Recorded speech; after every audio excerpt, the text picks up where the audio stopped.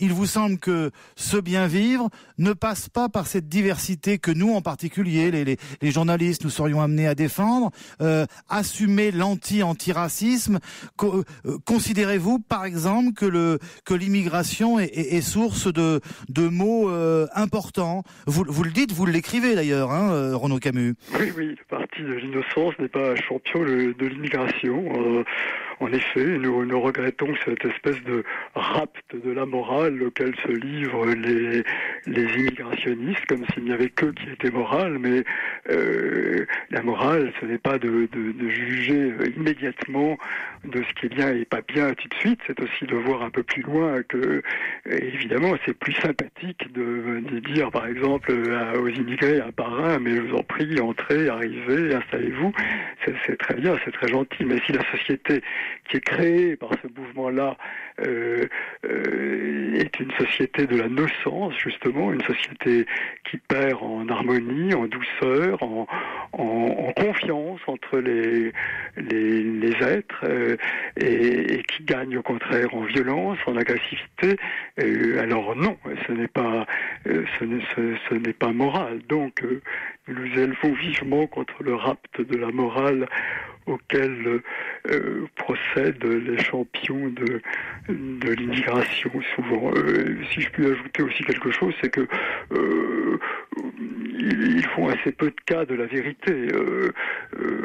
La vérité est souvent écrasée au profit de l'immigration. Ces inconvénients ne peuvent pas être mentionnés.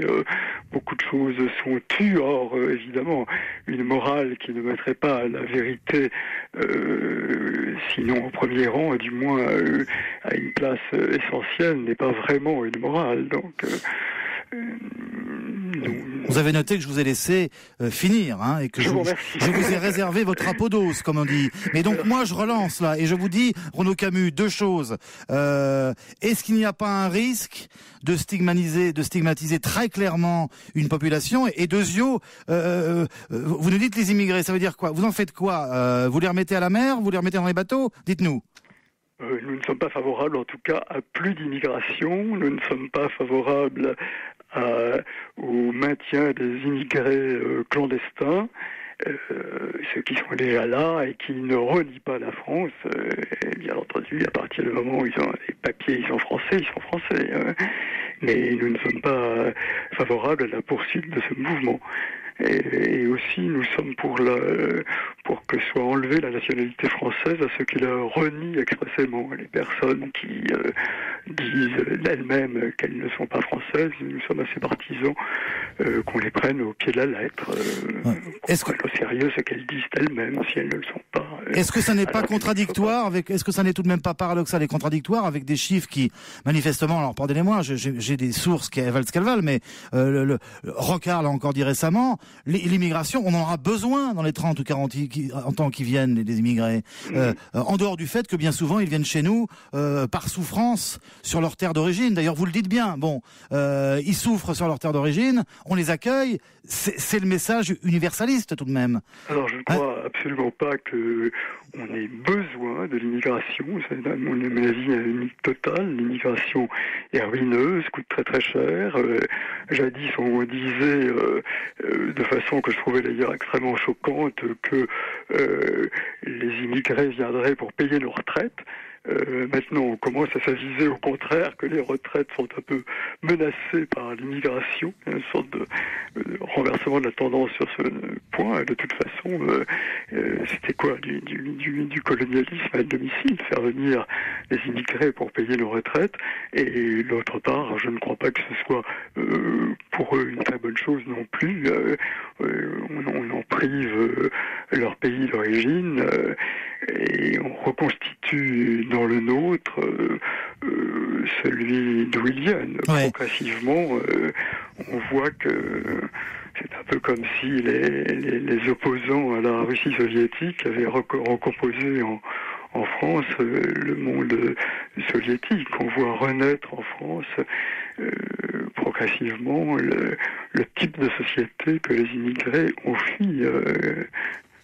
Il faut, dites-vous, et ce sera ma dernière question, que l'immigration ne soit plus désirable. et que l'émigration ne soit plus nécessaire. Est-ce que vous ne craignez pas, on parle de métissage et manifestement ça ne vous charme guère. Métissage, on en parlera peut-être d'une certaine manière historique, puisque j'évoquerai à la fois Alexandre et Ier et Napoléon dans un instant avec des spécialistes. Mais est-ce que vous ne craignez pas, Renaud Camus, qu'on vous fasse le reproche qu'on vous a fait il y a quelques années à propos de la présence juive dans les médias à quelque niveau que ce soit, et qu'aujourd'hui on vous dise voilà, il y a eu une médaille, voilà l'autre revers, maintenant c'est les Arabes? Bon, écoutez, on ne va peut-être pas se relancer dans ce vieux combat qui était entièrement, si vous faites allusion à la dite affaire Camus, construite autour d'un malentendu total. Moi, j'ai jamais dit qu'il y avait trop de juifs dans les médias. Je n'ai jamais parlé que d'une émission qui était officiellement généraliste et qui prenait, à mon avis, d'ailleurs tout le monde l'a plus ou moins reconnu, un tour communautaire, ce qui me semblait pas très gênant. Ce qui me semblait gênant, c'est qu'on ne puisse pas le dire. Là encore, la vérité s'est écrasée. Mon travail en tant qu'écrivain, au fond, c'est de veiller à ce que le moins possible de vérité soit écrasé. Cela dit, le parti de l'innocence ne s'occupe pas seulement de l'immigration, s'occupe beaucoup de l'école. Aussi de l'éducation, absolument. Retour du latin et du grec, hein. Oui, enfin, c'est un aspect parmi d'autres. Retour, si possible, d'un système éducatif qui fonctionne et pas de la catastrophe qui est actuellement l'état du système d'éducation, pas seulement scolaire d'ailleurs, à tous les niveaux, universitaires aussi bien. Donc c'est probablement les chapitres les plus longs dans cet ouvrage concernent l'école. Bien sûr, j'y faisais référence puisque nous n'avons pour l'instant que des extraits. Mon dernier mot, je rappelle que ce texte qui va bien sûr intéresser et faire débat paraîtra en novembre 2010 aux éditions David Reynard. Un dernier mot, on a le sentiment, Renaud Camus, que avec vous, la civilisation s'éloigne, que les barbares ne sont plus très loin du centre-ville, ils sont à la périphérie, et que, mon Dieu, c'est un combat entre la pensée et sauver la pensée, c'est ça ? Et la civilisation.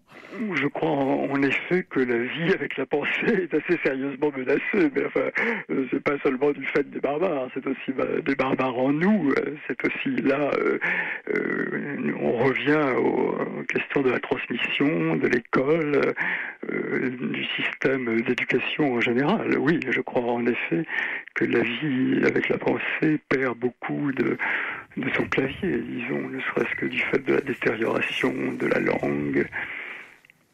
Merci Renaud Camus d'être passé par Bienvenue.